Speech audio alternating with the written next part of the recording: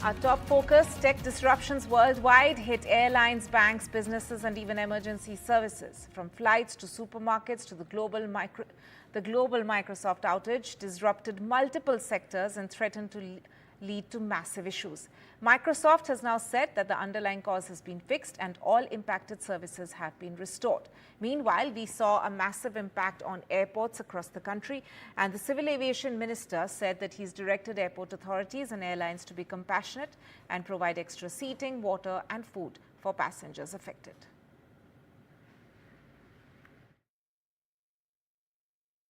All of them reeling in uncertainty at this point in time. I'm sure it's extremely difficult because of the disruption. You will have to stay over. Where have you organized your stay? This is Rajesh from Hyderabad. This morning I came from Hyderabad on Vistara for the just beside the airport there is a customs office. I came for the custom office and I have to go back the 9 o'clock to Hyderabad. But suddenly I got the news from the friends and relatives that all flights are cancelled. I not believed and I came personally to the airport and I checked with the counters. They say that all flights are cancelled and not telling about what is tomorrow's situation. No information that has been provided as far as, no information provided as far as the services are concerned and the flight schedules are concerned. In fact, all of them are staying here because the hotel stay is extremely expensive anywhere close by. So, आप यहीं पे ठहरने वाले हैं? अभी तो कोई ऐसा पता नहीं मैडम हमको, क्योंकि इंडिगो ने तो कोई व्यवस्था की नहीं है हमारे रहने की और खाने की भी. अभी हमको ही कुछ करना पड़ेगा होटल वगैरह. अभी भी इंडिगो ने बताया नहीं है हमें कि कितने बजे फ्लाइट है, कैसा करना है, कल सुबह जाना है. All of them need to get back to their respective destinations. No information provided. Stays are expensive, rebooking is expensive, and they are willing to refund, not reschedule. That is the dire situation here at Terminal 1 of Bengaluru Airport. कितने बजे की flight है? 9:20 की. 9:20 की. और अभी तक boarding pass नहीं मिला. 2 घंटा हो गया. 2 घंटा हो गया. और कितने बजे अंदर जा चुके थे आपके रिलेटिव? 6 बजे. 6 बजे चले गए. और अंदर से क्या बता रहे हैं? अभी सिस्टम जनरेट नहीं, सिस्टम डाउन चल रहा है. सिस्टम डाउन चल रहा है. So this is one of the common feedback we have been receiving from the passengers here. But what has improved since morning, I'll just try to show you. On this side, if you see behind me, yes, right here, Pooja, my camera person, will show you. These are the kiosks for the check-in passes here, which were not operational since morning. Then we had display boards which are not working since morning, so you would never know. The passengers were harried lot, but they were not knowing whether their the flights are operational or not, whether they're cancelled or not. These are some of those display boards here where you'll see the waiting time to get inside the airport. Then you have another display board here where you see the updates of the flights, whether they're operational, they're cancelled, or what time they will be operational. So these were some of the display boards, notifications or information which was missing since morning for the passengers here, and that is why they were harried lot. They were very upset that the airlines officials as well as the airport officials are not able to disseminate information in real time, and that's why they are getting back to the social media to check updates. But now things seems to be improving, systems are getting restored, but still issuing boarding pass and all is taking a lot of time. And there were disruptions worldwide. Steve Herman reports from the Reagan Airport in Northern Virginia. So, in fact, he joins us now. Steve, what's the latest situation at US airports?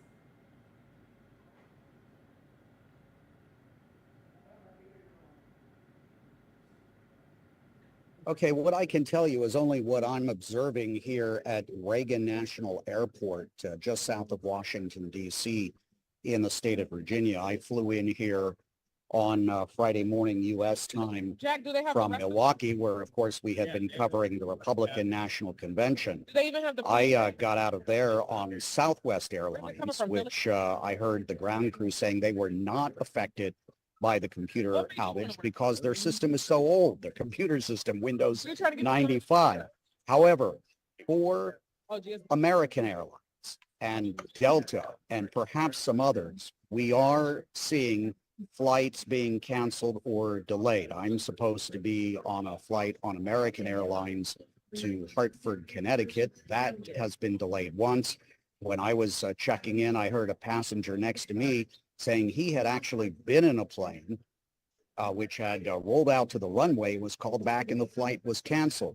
And you can see on the monitors as you go past the gates that the screens, have that frown face when your computer crashes, or it just is giving some other indication that things have crashed. They're not working properly.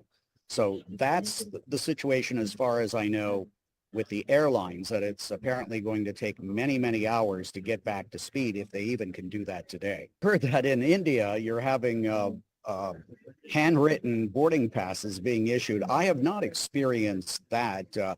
Even with American Airlines, I was able to walk up to the kiosk and operate it and get my baggage tag and my boarding pass to print out. So I think the system is perhaps a little bit different, not as integrated to that degree that the entire system has crashed, but it's still obviously affecting flights. Back to domestic news now, and the Uttar Pradesh government has notified formation of the UP state capital region on the lines of Delhi NCR. 6 districts will be included in this region: Lucknow, Hardoi, Barabanki, Sitapur, Unnao and Raebareli. Headquarter will be in Lucknow. UP government has now notified the state capital region in the line of like the Delhi NCR. In this, 6 districts, including Lucknow, will be included for planned development. Now, of course, the government, Yogi Adityanath government, in this has issued a notification. This will be known as UP State Capital Region, Uttar Pradesh State Capital Region, and 6 districts will be included. A total area of 227,860 square kilometers will be included in this region. Now, the districts are Sitapur, Hardoi, Unnao, Raebareli, Lucknow. All these districts will be a part of this. Now, at the same point of time, an umbrella body, Uttar Pradesh State Capital Region Development Authority, it will act as an umbrella body to coordinate with other agencies and departments to push for rapid urbanization within Lucknow, and of course all the districts, that will be a part of it. The chief minister himself will be the chairperson of the authority, and the chief secretary to the state will be the vice chairperson, and along with it there will be many members of this authority, including the DMs of these 6 districts. Now, this of course is to bring down the disparity in the development and investment that of course the nearby districts of the state capital see. And this had been in the process for some time now. It was given a cabinet nod earlier. Now a notification has been issued by the UP government. Now, senior lawyer and BJP leader Mahesh Jethmalani has called on the government to probe the links of political voices who sought to target the Adani Group after the Hindenburg report with China. He'd recently flagged Chinese hand behind the report by the American short seller Hindenburg that targeted the Indian conglomerate. In January 2023, Hindenburg published a report accusing the Adani Group of financial irregularities, leading to a significant drop in the company's stock at the time. The group at the time had rubbished these claims. In fact, let me just read out what Mahesh Jethmalani had to say, and I quote, "Now that there's an established Chinese hand behind the Hindenburg hatchet job on the Adani Group, it behoves the government to probe the linkages between the loudest political voices that pre and post the publication of the Hindenburg report savaged the government for its quote-unquote crony capitalism. The hit job on the Adani Group was Chinese vengeance for losing out on strategic mining and infrastructure project bids. One of the crucial ones, according to this tweet of Mr. Jethmalani, was the bid for the Israeli port of Haifa. Shockingly, he goes on to add, some Indian politicians seem deeply aggrieved by Adani's Haifa port success," unquote. And there seems to be more trouble for Haryana's former Chief Minister and Leader of Opposition Bhupinder Hooda. M3M's 88.29 acres of land worth 300 crores has now been attached in Gurugram by the Enforcement Directorate. The Enforcement Directorate's already registered a case against former Chief Minister Bhupinder Hooda in this matter. So this is the latest development taking place in the M3M case, where there is a connection to former Chief Minister Bhupinder Hooda.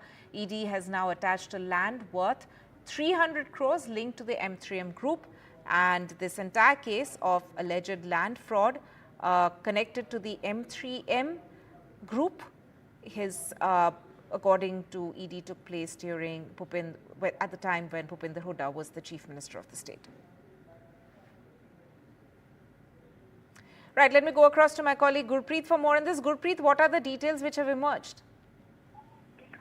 Well, there is a land in Gurugram. What we have learned from the sources, the problem for former Chief Minister of Haryana, Bhupinder Singh Hooda, is mounting because there is some land in Gurugram that has been attached by the Enforcement Directorate, and we all know in the land acquisition and the land scam, multiple investigations are already undergoing from Haryana side, and a lot of cases which are being investigated by the various agencies. They are already working on this, and today it's a big jolt to specifically the former Chief Minister of Haryana, Bhupinder Singh Hooda, and now they are evaluating how they are going to attach and what the proceedings are going to be happen. But it will definitely affect the image of former Chief Minister of Haryana, Bhupinder Singh Hooda. So let's see how the ED is going to attach these properties and what are the details in these properties. What we have learned, around 300 crore property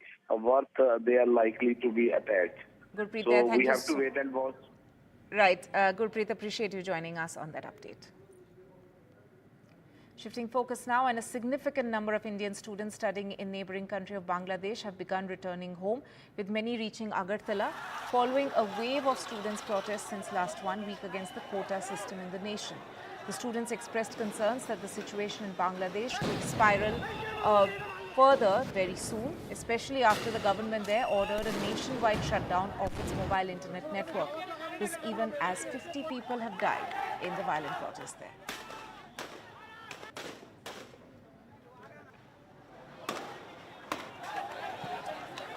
Right. So this is, of course, the latest that we know, that there are 50 people who have died in the violent clashes over job quota over there.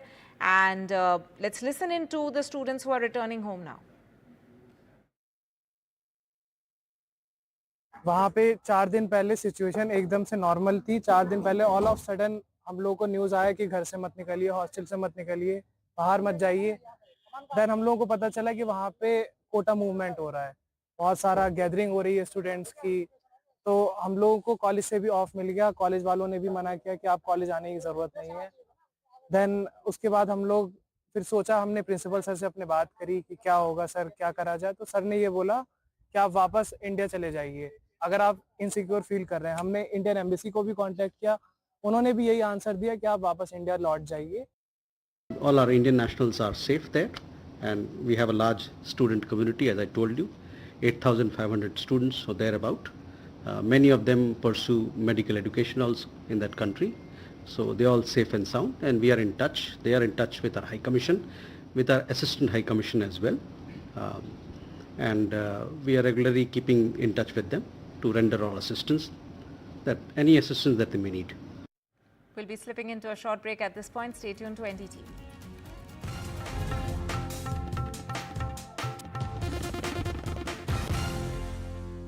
Now, 350 years later, Shivaji's secret weapon is back in India. The Maharashtra government has brought Shivaji's secret weapon, the Tiger Claw, back to the country.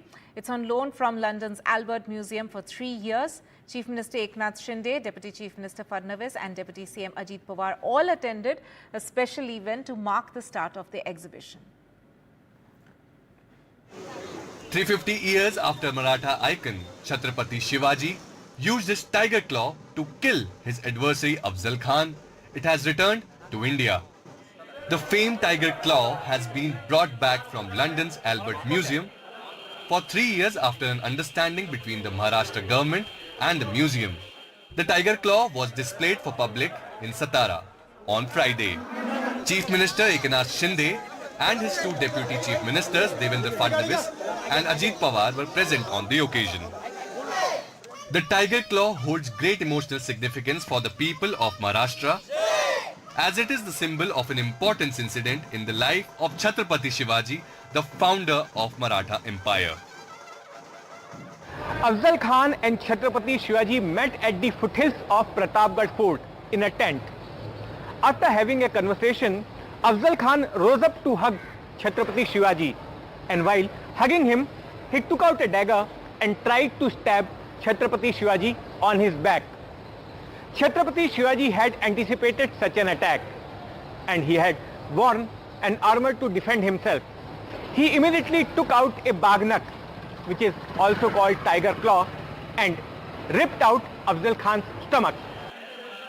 According to the Maharashtra government, this is the original claw that Shivaji used, and it became a symbol of Chhatrapati's valor. मेरा विश्वास है कि छत्रपति शिवाजी महाराज का जयघोष यही हमें ऊर्जा देता है, प्रेरणा देता है और इस दृष्टिकोण से ये वाग्नक यहाँ लाए। ये दिन शौर्य दिन मनाया जाता है और वही वाग्नक आज यहाँ पर महाराष्ट्र में आए हैं, जिसका लोग बेसब्री से इंतजार कर रहे थे और उसका हमें दर्शन हुआ और इसका आज से लोगों के लिए दर्शन के लिए खुला हुआ। While the state government is excited about the claw returning to the state just ahead of the assembly polls, some historians claim that this is not the claw with which Chhatrapati Shivaji killed Afzal Khan. According to historian Inderjeet Sawant, the real tiger claw is already in Satara. ये जो वाग्नक है, ये वाग्नक शिवाजी महाराज ने अफजल खान को मारते वक्त use नहीं की हुई है और ये मैं पहली बहुत बार बता चुका हूं कि सातारा में शिवाजी महाराज की असल वाग्नक है, सातारा छत्रपति के पास है। Opposition parties in Maharashtra have also slammed the state government, accusing it of lying to the public.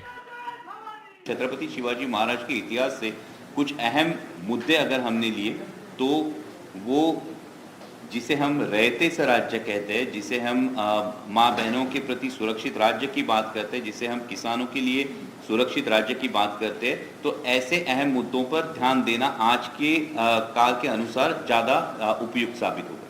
Politics and claims and counter claims apart, there is no denying that there is immense public interest in the iconic claw that will be on display for the next 3 years. With Rahul Kulkarni, Jitendra Dikshit, Bureau Report for NDTV. Now, Modi government's Make in India initiatives turned out to be a big success. According to the government data, Make in India has transformed India into a manufacturing powerhouse. Here are some examples of the scheme's roaring success. Now, the first up is mobile manufacturing in India has gone from 80% imports to 99.9% domestic production. It's also making a mark in some unexpected arenas. Bihar's Hajipur is manufacturing the Russian army's boots. It has exported 1.5 million pairs of boots last year worth 100 crore. Now, there's also a surge in demand for India-made bicycles in the UK, Germany and Netherlands. The Taste of India, Amul launches in the US. Amul products are exported to more than 50 countries in Asia, the Gulf and Africa. Made in India Kashmir willow bats were in huge demand as the 2023 ODI World Cup approached. Export orders poured in from England, Australia and New Zealand. The export variant of the Made in India BrahMos supersonic cruise missile from India has been delivered to the Philippines. And Made in India UPI is becoming a global favorite with both developed and developing economies like France, Sri Lanka, Mauritius, Bhutan, the UAE, Singapore and Nepal adopting it.